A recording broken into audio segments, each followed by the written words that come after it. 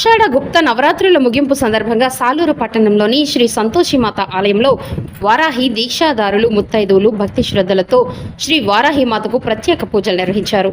వేద మంత్రోచ్చరణల మధ్య అమ్మవారికి విశేష అర్చనలు, కుంకుమార్చనలు జరిపి సామూహికంగా వారాహి హోమాన్ని నిర్వహించారు. ఈ సందర్భంగా అమ్మవారి అనుగ్రహం సకల లోకాలపై ప్రసరించి ప్రజలకు ఆయురారోగ్యాలు, అష్టైశ్వర్యం, సుఖ శాంతులు కలగాలని భక్తులు ప్రత్యేక ప్రార్థనలు చేశారు.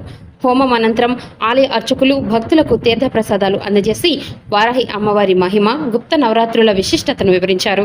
ఆషాఢ గుప్త నవరాత్రుల్లో నియమ నిష్టలతో దీక్ష ఆచరించి చివరి రోజు ప్రత్యేక పూజలు, హోమంలో పాల్గొన్న భక్తులు అమ్మవారి కృపా కటాక్షాలకు పాత్రులవుతారని, వారి జీవితాల్లో శుభ ఫలితాలు, అష్టైశ్వర్యాలు, విజయాలు సిద్ధిస్తాయని ఆలయ అర్చకులు తెలియజేశారు.